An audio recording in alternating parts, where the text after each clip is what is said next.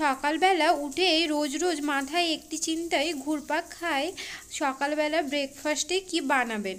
তো এখন থেকে আর চিন্তা ছেড়ে দিন, একবার এই রেসিপিটি ট্রাই করে দেখুন।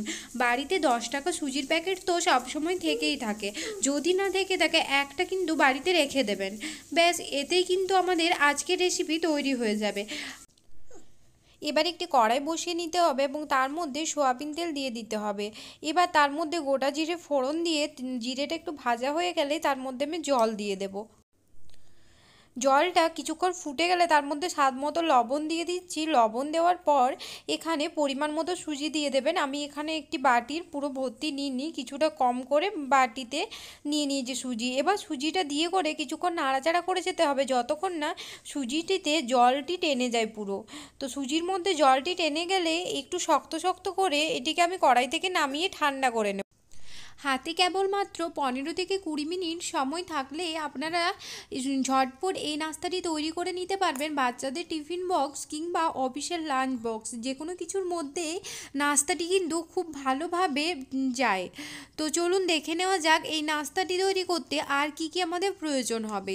এখানে কিন্তু আমি কয়েকটি আলু সেদ্ধ করে রেখেছি, তো আপনারা কয়েকটি মাঝারি সাইজের আলু সেদ্ধ করে রাখবেন। এবার দেখতেই পাচ্ছেন আমার সুজিটি কিন্তু একেবারে হয়ে গেছে। এটি আমি একটি প্লেটের মধ্যে ঢেলে নিচ্ছি। প্লেটের মধ্যে ঢেলে একটু ঠান্ডা করে নিতে হবে, এত গরম কিন্তু একেবারেই হাত দেওয়া যাবে না। এবার দেখো আলুগুলো আমি সেদ্ধ করে নিয়েছি। এখানে কিন্তু আলুগুলোকে আমি ভালোভাবে ম্যাশ করে নেব। তো এটিকে কিন্তু ভালোভাবে মাখিয়ে নিতে হবে। আমার যেহেতু ছোটো ছোটো সাইজের আলু ছিল সেই জন্য আমি 4টে নিয়েছি। এখানে আলুর পরিমাণ কিংবা সুজির পরিমাণ কোনো কিছুই কিন্তু বলে দেওয়া সম্ভব নয়। আপনারা শুধুমাত্র আপনাদের পরিমাণ অনুযায়ী ওটা একটু আন্দাজ করে বানিয়ে নেবেন। এখানে আমি স্বাদ মতো লবণ দিয়ে দিয়েছি আলুর মধ্যে, পরে কিন্তু আমার আর লবণ লাগবে না। এবার একটি কড়াই বসিয়ে নিতে হবে। কড়াইয়ের মধ্যে সর্ষের তেল দিয়ে দিয়েছি। এবার সর্ষের তেলের মধ্যে কেটে রাখা কুচো কুচো করে পেঁয়াজগুলো আমি দিয়ে দেবো।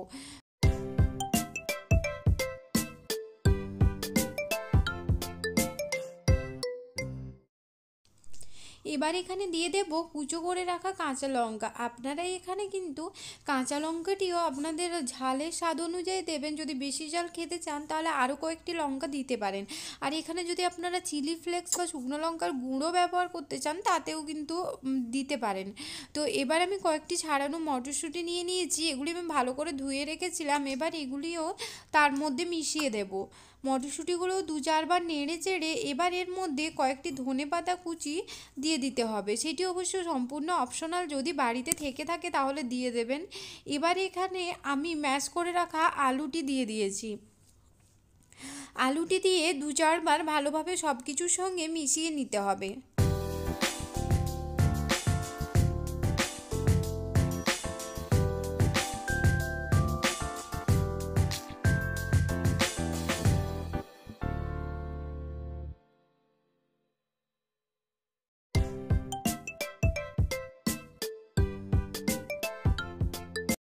এবার এখানে কিছুটা চাট মশলা আপনারা দিয়ে দেবেন। এটিও কিন্তু অপশনাল, যদি আপনারা চান তাহলে এটি স্কিপ করতে পারেন, কিন্তু এটি দিলে খেতে আলুর স্বাদটি আরও বেড়ে যায় এবং খুব সুন্দর লাগে।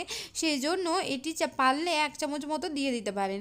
এবার আমি যে সুজিটি নামিয়ে রেখেছিলাম সেটিকে ভালোভাবে মাখিয়ে নিতে হবে এবং এইভাবে রুটির আকারে বেলে নিতে হবে। কিন্তু যেহেতু এটি শুধুমাত্র সুজি সেই জন্য সাইড থেকে এরম ফাটা ফাটা হয়ে যাবে, তো সেই জন্য এটিকে আমাকে চৌকো করে কেটে নিতে হবে। সাইডের ফাটা অংশগুলো বাদ দিয়ে দিতে হবে। সুন্দর একটি চৌকো শেপ দিয়ে নেবেন। তো আমি যেভাবে কাটছি ঠিক সেইভাবেই আপনারা কিন্তু তৈরি করে নেবেন।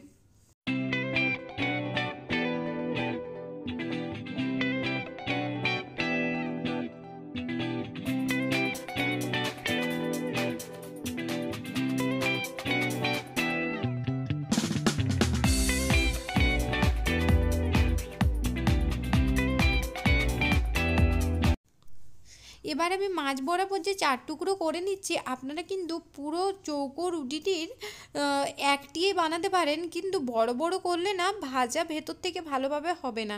সেই জন্য আমি এভাবে ছোট ছোট 4টি টুকরো করে নিয়েছি। তো আপনারা চাইলে পুরো চৌকো রুটিটিরই একটি গোটা বানিয়ে নিতে পারেন, তাতেও কিন্তু কোনো অসুবিধা হবে না। তবে বেশি তেল লাগবে ভাজার জন্য এবং ভেতর থেকে ভাজা হবে না। এবার মাঝ বরাবর দিয়ে এটি দু সাইড থেকে ভালোভাবে মুড়িয়ে নিতে হবে। দেখবে সুজির যেহেতু প্রচুর আঠা থাকে, সেই কারণে একটু চিপে চিপে দিলেই এটি কিন্তু লেগে যাবে, মুখগুলো বন্ধ হয়ে যাবে।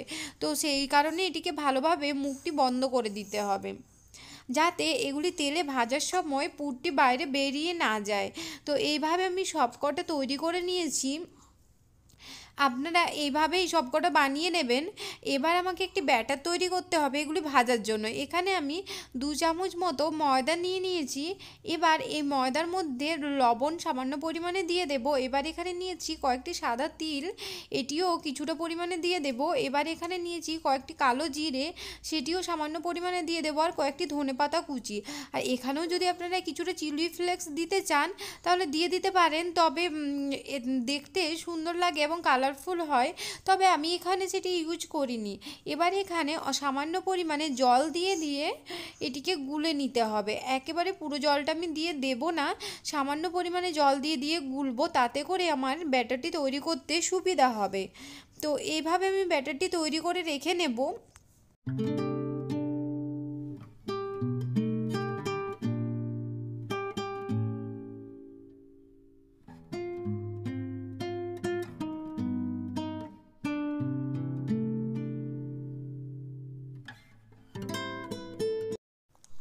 ব্যাটার আমার তৈরি হয়ে গেছে। এবার এখানে আমি এক একটা নাস্তা নিয়ে নিয়েছি এবং এই ব্যাটারের মধ্যে চুবিয়ে নেব।